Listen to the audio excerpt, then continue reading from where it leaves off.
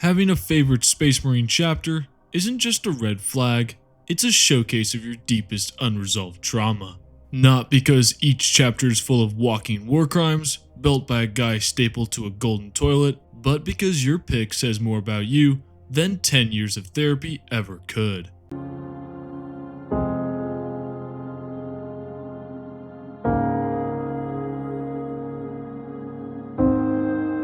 You like the Black Templars? Cool, just let me hide the chainswords and anything labeled heresy. What's this? Oh no, oh god, no, that's my book! What? You don't just burn heretics, you enjoy it. You shout Death's Vault in traffic and think the Codex Astartes was written by cowards. Lamenters, you're doing your best, but life keeps drop-kicking you to the face. You lose nobly, cry about it, and apologize for bleeding on the floor. Bloodraven fans, you're here for stolen relics and even more stolen lore. Great, now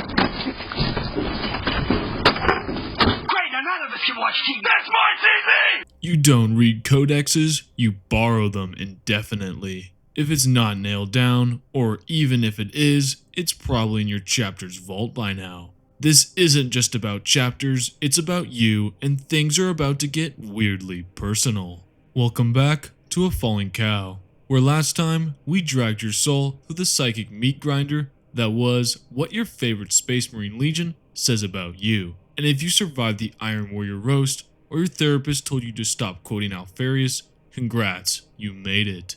But now, we're talking chapters. Not the original 18 legions, no. We already ruined that party. We're talking about the successor chapters. The second wave psychos, the spin-off series with less screen time, but way more emotional instability. These are the chapters who inherited all the trauma, but none of the screen time. So whether you love the Black Templars for their holy rage issues, feel personally attacked every time someone mentions the Lamenters, or think the Bloodravens are just misunderstood kleptomaniacs, we're about to find out what that says about you. Your choices will be judged, your coping mechanisms will be exposed, and yes, ketamine may be involved. Let's begin.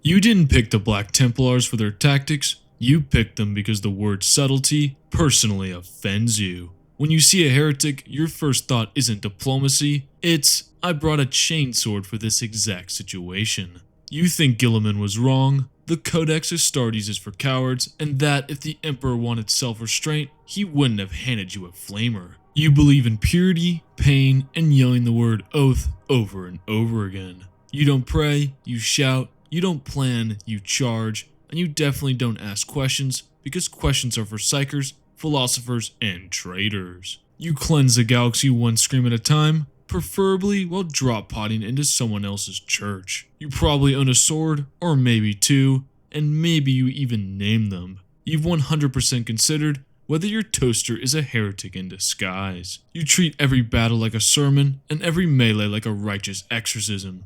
You think Sigismund was right about everything, and if someone disagrees, you're already reaching for your power sword. You like your faith loud. Dona eis requiem.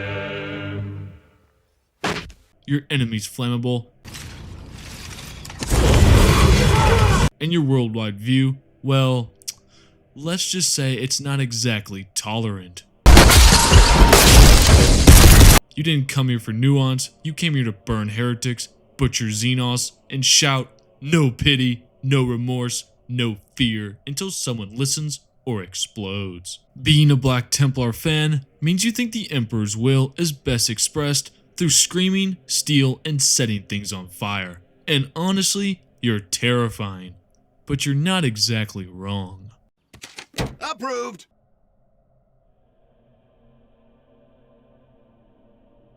If the Minotaurs are your favorite chapter, you don't just like violence, you like Black Ops approved, High Lords endorsed, don't ask too many questions violence.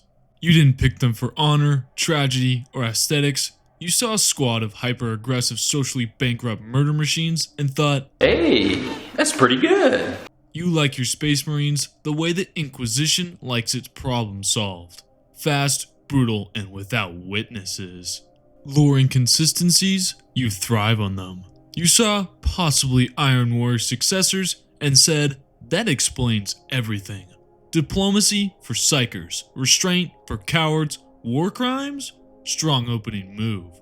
Their whole strategy is gaslighting, gatekeeping, and gladiator core. You love Asterian Moloch, not because he's deep, but because he shows up, tears everything apart, and looks great while doing it. And yes, you absolutely believe he could kill a Custodes. You probably sleep in your boots, quote obscure imperial law mid-argument, and think erasing a chapter's homeworld is just a good strategy. Being a Minotaurs fan means you're not here to win, you're here to delete. Salagadoo, lamenticaboo, bibbidi bobbidi. You picked the Mortifactors because you think Space Marines aren't just weird enough. You took one look at the chapter that lives in catacombs, eats the flesh of their enemies, flays skulls for fashion, and said, Let me in. Let me in. you like warriors who look like they came out of a metal album and smell like incense and rot. You meditate not to find peace, but to commune with your ancestors in a death trance because therapy isn't an option in the 41st millennium.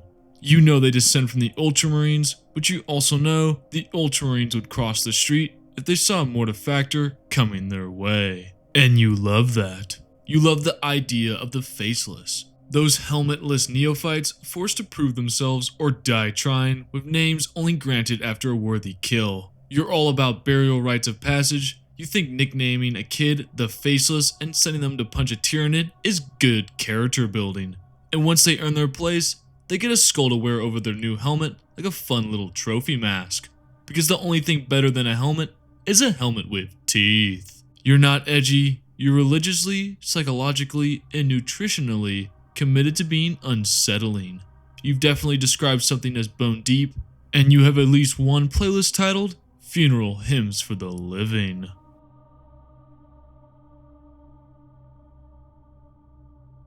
You chose the Carcharodons because you wanted sharks, skulls, and legally questionable war crimes. You saw black and gray armor, file teeth, and Tyberos, the Red Wake, and thought, why not have a chapter that looks like they're banned from every civilized system? You don't like rules, or laws, or people asking questions. Your aesthetic is black and gray armor and full-blown psychological warfare. You believe Tyberos might be bigger than a Primarch, and honestly, you hope so. You think of him as the galaxy's largest shark in chief, and you want him to suplex a Warhound Titan. You treat social interaction like a stealth mission, and you've definitely described your personality as primal. You picked the Carcharodons because you like a chapter that appears out of nowhere, slaughters everything in sight, and then vanishes before Imperial bureaucracy can file a complaint. You love mystery, you love carnage, you're probably chewing on a bone right now watching this video. You're not here for camaraderie or legacy, you're here to show up, make people regret existing, and then disappear into the void like a literal shark. Can't fight my instincts! No, Shark Boy!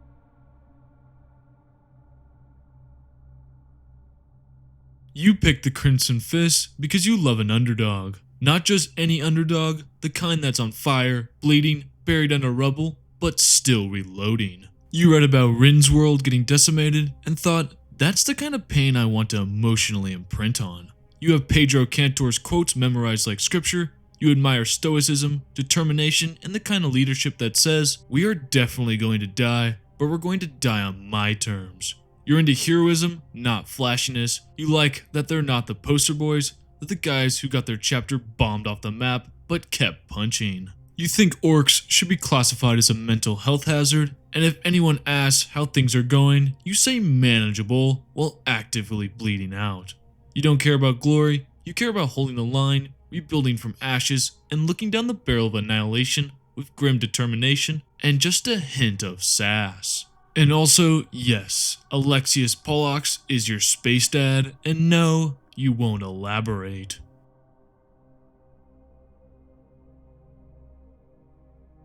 You didn't pick the Flesh Terrors because of Sanguinius, You picked them because you wanted the angelic tragedy of the Blood Angels, but with more screaming and less self-restraint. I don't need it. I don't need it. I definitely don't need it. I don't need it. I don't need it. I don't need it. I don't need it. I need it! You are the emotional instability of a blender combined with the loyalty of a golden retriever. You believe in holding the line even if your line is foaming at the mouth and covered in someone else's intestines. You love Gabriel Seth, and honestly, so do I.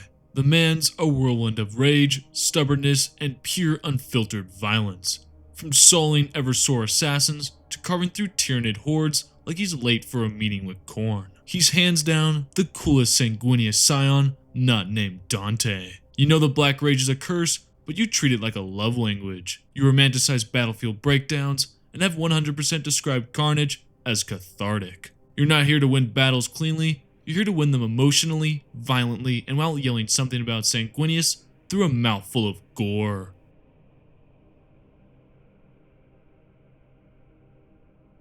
You picked the Soul Drinkers because you love the Imperium, just not enough to follow orders. You saw a chapter fall into mutation, rebellion, heresy-adjacent decisions, and cosmic horror and still thought, honestly, that makes some pretty good points.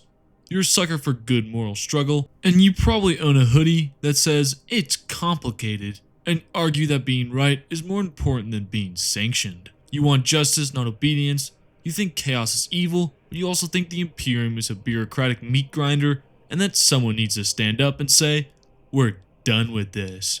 Also, you hate the Adeptus Mechanicus. You think they're glorified tech hoarders, hiding behind incantations and binary chants. All the Soul Drinkers wanted was their ancient sacred relic, their autistic dad's favorite spear, and the Mechanicus basically said, no, it's ours now. And that was your final straw. You don't forgive that, you remember. You didn't pick these guys to win, you picked them to resist, to fall, claw back, and keep falling. Because in a universe of monsters, they're trying to be something else. And sometimes, that something else grows extra limbs. And you're okay with that.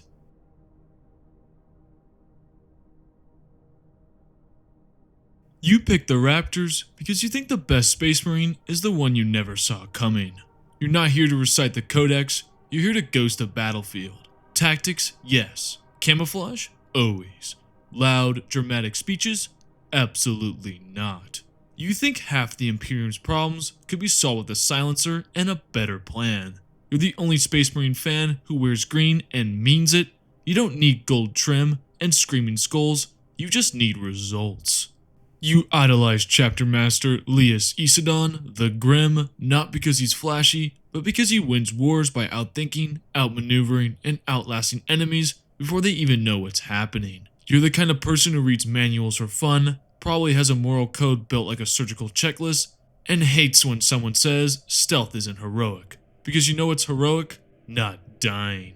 Your ideal battle plan involves 0 casualties, maximum psychological damage, and walking away before anyone even realized you were there. You didn't pick Space Marines with the thunder and glory, you picked them for efficiency. You're the scalpel in a galaxy full of chainsaws. And you know deep down, you're probably out there right now, stalking a Tau commander through the shadows and smiling under your helmet.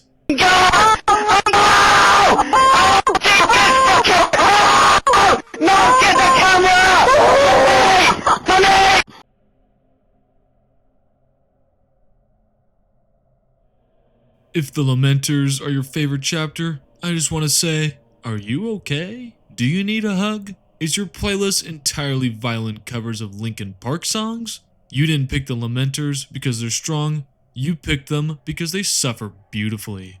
You looked at the Blood Angel successor, cursed with cosmic bad luck, and said, yes, that's my emotional support chapter. You think hope is noble, even when it's pointless. Loyalty matters, even when it gets you excommunicated.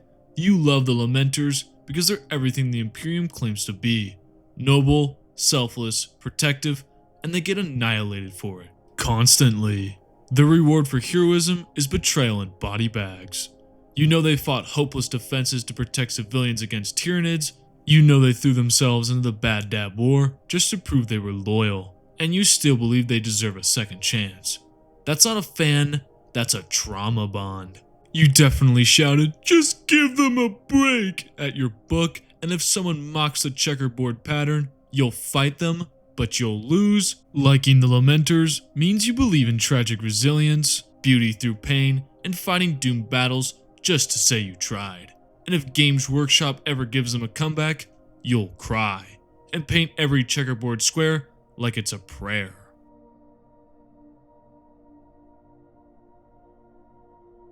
You pick the Celestial Lions because you believe doing the right thing is worth it, even when it gets you killed, and in 40k, that's basically always.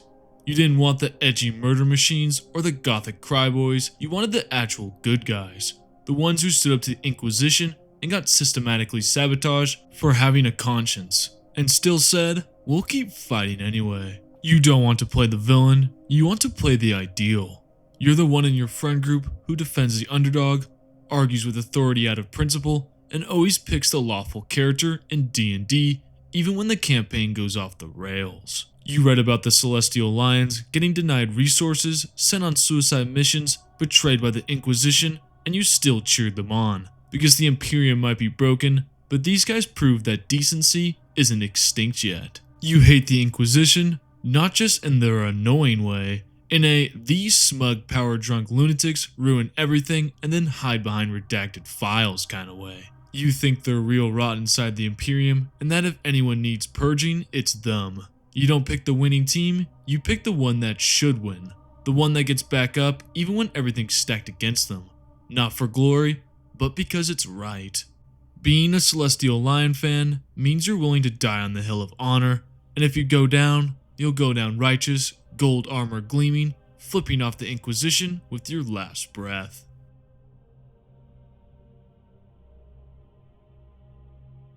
If the Blood Ravens are your favorite chapter, it's because you love secrets, hoarding lore, and possibly justifying theft as spiritual salvage. You're not bothered by the fact that nobody knows where they came from. In fact, you prefer it. You want your chapter's backstory like a Wikipedia page with all the citations missing. Maybe they're 1,000 suns, maybe Ultramarines, maybe they just showed up one day with a psychic glow and a suspicious number of relics. You quote Gabriel Angelos at inappropriate moments, and you've definitely shouted, "Knowledge is power, guard it well," while looting something that wasn't yours. You think psychic powers are cool, and that a little mutation never hurt anyone, except it kinda did. A lot. You believe war is won by those who know the most and collect the most. You've likely played Dawn of War a dozen times and cried during the opening cutscene. Or maybe you just like watching them find another priceless artifact and insist it was always yours. Like how they came across Forgebreaker. Stop! Thief! Hey, that's mine! Guards! Guards! You treacherous little filcher! How dare you steal from me? Being a Bloodraven fan means you're a lore gremlin with a moral compass that spins like a roulette wheel. And if something goes missing near you, it's probably already cataloged in your private collection.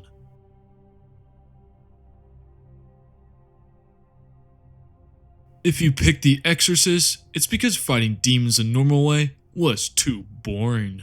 You need a chapter that gets possessed on purpose, builds psychic resistance from the inside out, and survives demonic trauma like it's just another Tuesday. You think purity isn't about perfection, it's about facing the worst thing imaginable and choosing not to give in. You're the kind of person who watches The Exorcist and roots for the priest to suplex the demon through a stained glass window. You like horror, you like holy fury, and you like knowing your favorite chapter has stared into the abyss and come out radiating divine spite. You love that the Exorcists are secretive, silent, and unshakably tough. Not flashy, not famous, but when demons show up, everyone calls them. Because they're the ones who've already fought the monster inside. You didn't pick the chapter with the most glory, you picked the one that knows how to bleed for the Imperium without ever flinching. You are built for war and exorcism.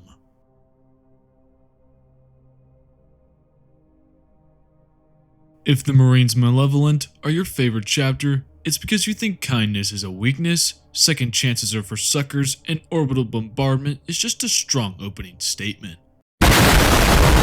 You don't want nuance, you want a chapter that takes the phrase "at any cost" as both a strategy and moral compass. You saw a group that once shelled their own allies and civilians and thought, wow, finally some professionals.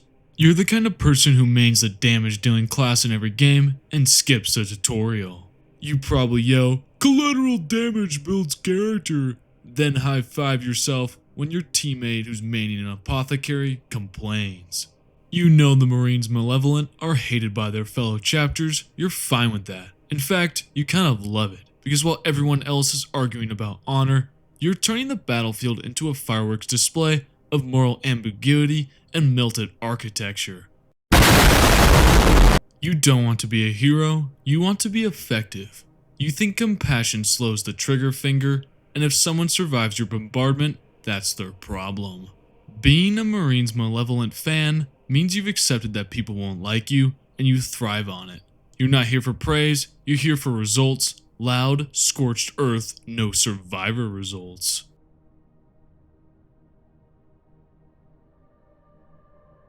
You pick the Sons of Medusa because you love tech, but only if it comes with righteous fury and a wrench big enough to crush tanks. You admire perfection, precision, and cold efficiency wrapped in brooding mystery. This isn't your flashy hero squad, you're drawn to the quiet specialists who fix the Imperium's worst nightmares with a cold eye and hot plasma torch. Part engineer, part warrior, you respect knowledge, but won't hesitate to melt anything blocking your way. You probably have a toolbox bigger than your wardrobe and an industrial metal playlist on repeat. You like that their origin wasn't standard issue, the Sons of Medusa weren't created in some glorious founding, they were formed to stop the Iron Hands from tearing themselves apart. Literally created to prevent a civil war, they came out of that schism colder, fiercer, and more independent than their parent chapter ever expected. You don't just want to win battles, you want to control every gear turning behind the scenes. If sheer firepower doesn't break the enemy, you'll break their weapons, vehicles, and morale, in that order. If you're a Sons of Medusa fan, you're probably the person who fixes the Wi-Fi before meetings start and calls out typos faster than a sniper spots a target. You love the silent strength behind their armor, the legend of their Primarch, the Headless Wonder, and the fact that behind every bolt gun shot is a plan 5 steps ahead, and it usually involves a wrench to the face if someone gets in their way.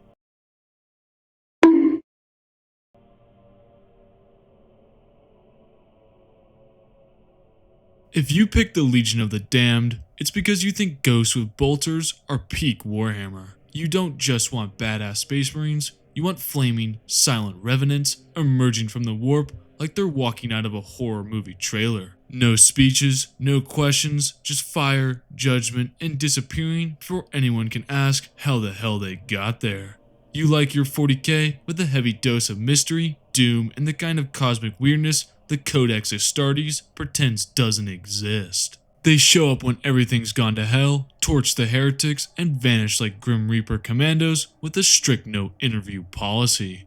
You're here for cryptic prophecies, whispered stories, and Marines who literally burn through reality to deliver judgment. You're also the kind of person who turns off the lights just to enjoy the vibe, and probably has a playlist titled Ghost Fire Aesthetics. And yeah, you totally believe Ferrus Manus is one of them, burnt out, full of regret, still carrying the weight of the drop site massacre, and one day, you're convinced he'll return, a molten specter, ready to finish what he started. And every time someone tells you that's not canon, you bring him that one time the Emperor summoned him in the Webway, like you're dropping courtroom evidence.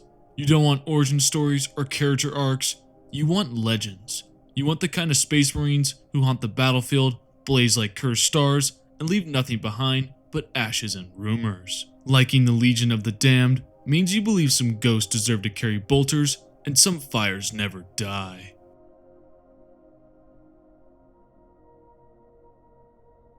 If the Sons of the Phoenix are your favorite chapter, it's because you secretly think they're the Emperor's Children's lost successor chapter. The ones who didn't quite get the memo about excess, but are definitely waiting for their chance to shine again.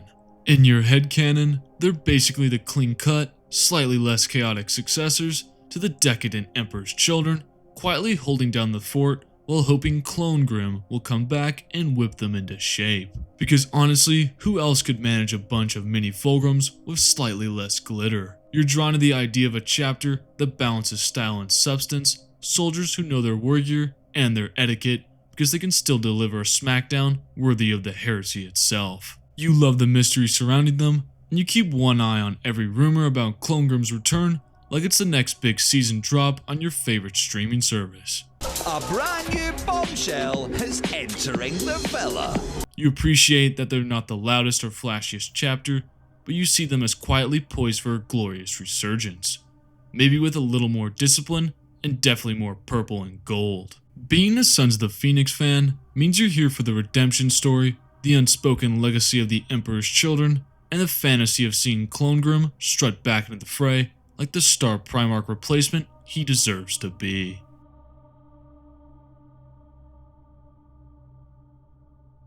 If you pick the Astral Clause, it's because you're into tragic legends, complicated pasts, and rebellion that doesn't know when to quit.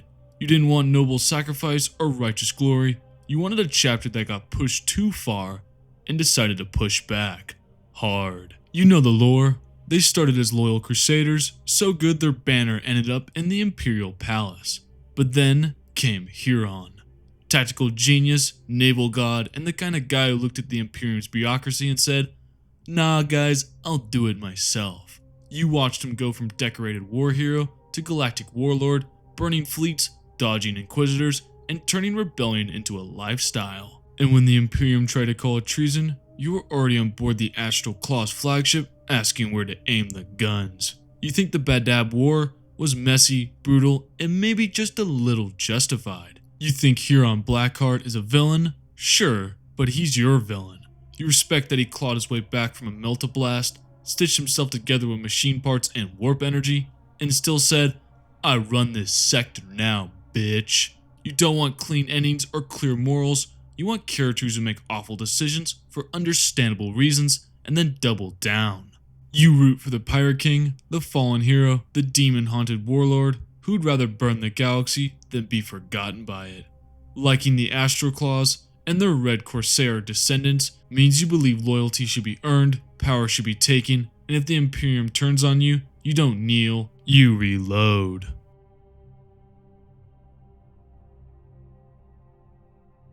If your favorite chapter is the Grey Knights, then you're not here for glory, you're here for psychic execution with surgical precision. You looked at the galaxy, saw it drowning in demons and thought, time to bring the silver hammer.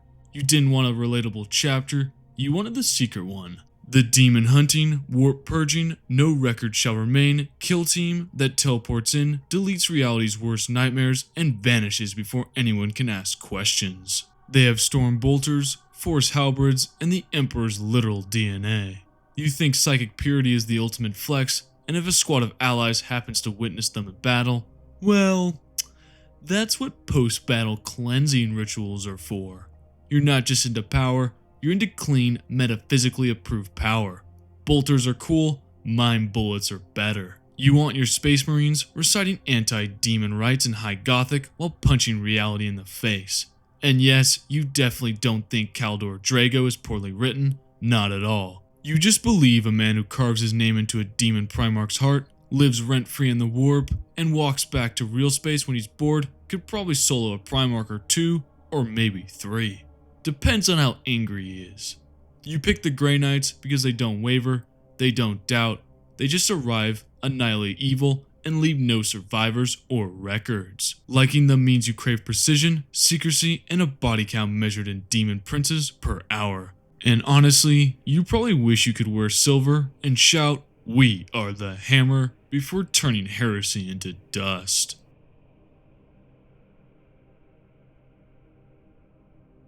If your favorite chapter is the Stormlords, then you didn't just like the White Scars, you looked at them and thought, this needs more red, more speed, and probably more explosions. You're a speed freak at heart, you think drop pods are for cowards and teleportation is for nerds. If your Marines aren't arriving via screaming grab bikes and skimming across the battlefield at 300 miles per hour, you're not interested. You like risk, you like recklessness, you like charging a battle with a full tank of Promethium, and zero regard for your own safety. You chose the Stormlords because they ride like it's Mad Max, fight like it's wacky races, and wear their bright red armor like a warning label. You know subtlety exists, but you've never used it and you never will. You love that they're white scar successors, but with more flair, more arrogance, and a genuine belief that the flashier the kill, the holier their cause. These guys show up in a roar of engines and leave nothing but dust, wreckage, and a confused orc missing half his limbs. You're here for speed, style, and the kind of honor that says we respect our enemies, but we're still gonna hit them in the face with a chainsword while doing a sick wheelie. If you're a Stormlords fan, you believe that war should be loud, fast, and end with your enemies wondering whether they were just attacked or hit by a flying cathedral full of angry bikers. And there you have it. A judgmental breakdown of what your favorite Space Marine chapter says about you. Maybe you picked the Black Templars because you think subtlety is heresy. Maybe you picked the Raptors because you're a ghost in power armor. Or maybe, just maybe, you picked the Soul Drinkers because you like your loyalty shaken, your gene seed cursed, and your moral compass absolutely screaming. Whatever chapter you love, Loyalist, Renegade, or so edgy they make Batman look like a rom-com, just remember, we all have our flavor of 8-foot-tall murder monks, and it probably says way too much about your unresolved issues. So tell me, which chapter is your favorite? Are you a crusading zealot, a cursed vampire poet, or someone who thinks Tiberos the Red Wake is taller than a Primarch? Drop your favorite chapter below, argue with each other in the comments, respectfully or fairly. And if I didn't roast your favorite yet, don't worry, I'll be back with more fire, more heresy, and probably more jokes about ketamine. Until next time, herd, stay loud, stay loyal, and remember, somewhere out there, a Space Marine is judging you, and he probably has a chain sword. Stay milked, guys. I'll see ya in the next video.